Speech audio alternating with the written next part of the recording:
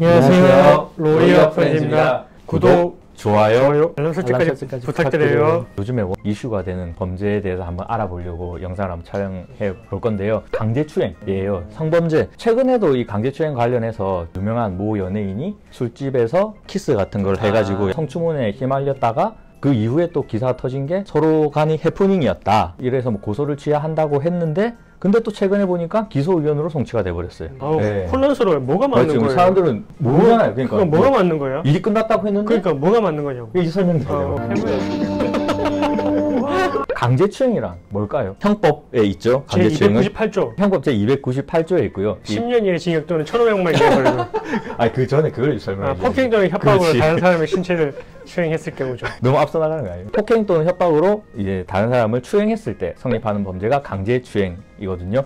근데 이 강제추행죄가 성립하게 되면 10년 이하의 징역 또는 이제 1,500만 원 이하의 벌금에 처해질 수 있거든요. 그리고 이거 역시 성범죄이기 때문에 처벌뿐만 아니고 신상정보 등록, 그다음 신상정보 공개, 신상정보 고지, 취업 제한까지 이런 보안 처분이 다 따라올 수가 있어요. 아주 무서운 범죄긴 하거든요. 기사 같은 데 보면 서로 간에 해프닝이 풀렸는데 왜 계속 조사를 하냐, 그리고 고소를 취하했다고 하는데 왜 기소 의견으로 송치됐지, 그런 댓글이 좀 있어가지고 좀 설명을 드리려고 해요. 강제추행죄는 종래 신고죄였어요. 그래서 피해자가 처벌해달라 이랬을 때만 처벌이 가능하고 실제 고소를 취하게 되면 공소권 없음으로 종결이 됐단 말이에요. 신고죄는 피해자의 고소가 있어야 뭐 공소를 제기할 수 있는 그렇죠. 범죄. 근데 이게 이제 2013년 6월 19일 날부터 이제 개정이 돼가지고 친고죄가 폐지가 됐어요. 그러니까 강제추행죄도 더 이상 친고죄가 아니니까 그러면은 피해자가 나 처벌 원하지 않아요 해도 수사기관은 계속해서 조사를 할 수 있는 거예요. 조사를 하고 혐의가 있으면 너 처벌 받아라. 공소 제기하고 법원에서 실제 벌금이나 뭐 집행유예, 징역형 이렇게 선고가 된단 말이에요. 그래서 그 모 연예인 사건도 경찰이 조사를 했고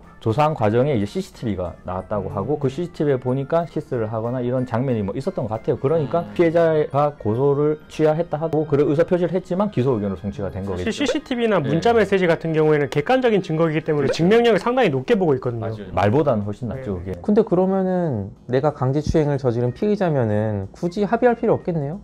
좋은 질문이네요. 좋은 질문이시네. 하지만 피해자의 고소가 취하되면은 양형으로서 그렇죠. 양형에서는 상당히 큰 자료로 작용을 하거든요. 왜냐하면 일단 피해자가 처벌을 원하지 않는다는 그 의사가 표시되면 이제 수사기관 입장에서도 그러면 이 사람을 처벌을 해야 되냐 말아야 되냐 여기에 대해서 고민에 빠질 수가 있어요. 그래서 사실 우리 불기소 이유 통지서라든지 아니면 판결문에서 양형 이유를 설치를 할 때 피해자가 처벌을 원치 않고 있는 점 딱 이걸 설치를 하잖아요. 그래서 그만큼 하나의 되게 중요한 양형 자료. 합의가 제일 중요하긴 하죠. 성범죄도 그렇고 다른 범죄도 그렇고 마찬가지예요. 이게 범죄라는 게 아무리 가해자가 반성한다는 의사를 표시한다 하더라도 그거는 진짜 반성한지는 아무도 몰라요. 반성문 쓴다 하더라도 그게 정말 악어의 눈물인지 어떻게 알아요. 근데 실제 피해가 회복됐다고 하면 그나마 좀 객관적으로 피해 입은 사람이 물질적으로라도 좀 보상을 받았구나, 이게 이제 참작이 될 수 있는 거죠. 그리고 지금까지 이제 강제추행에서 좀 설명을 드렸는데 이제 강제추행죄 같은 경우에는 이제 친고죄가 폐지되었기 때문에 설령 고소를 취하한다 하더라도 수사기관은 계속해서 조사를 하고 그에 따라 혐의가 인정되면 기소, 공소를 제기할 수 있고 혐의가 없다고 보이면 이제 혐의 없음 처분, 이렇게 돼서 이제 사건이 종결이 되게 되는 거죠. 저는 그거 폭행 또는 협박에 대해서 좀 말씀드리고 싶은데 우리가 그 사실 배웠을 때만 해도 폭행 또는 협박이 상당히 좀 되게 이제 좁은 범위에서 인정이 되는 걸 전제로 했는데 사실 실무는 좀 달라요. 실무에 비해서 기습적으로 이렇게 이런 것도 이제 추행. 다 추행이 되거든요.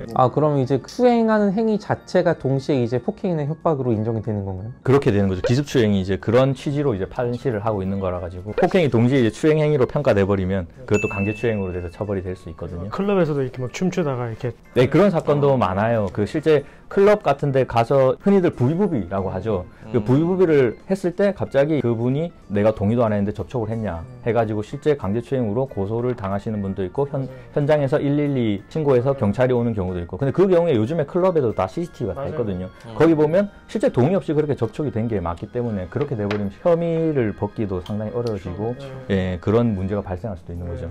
오늘은 저희가 이제 좀 약간 민감할 수 있는 강제추행이라는 그런 주제에 대해서 한번 다뤄봤는데요. 저희가 또 다른 영상으로 한번 또 찾아오겠습니다. 감사합니다. 감사합니다.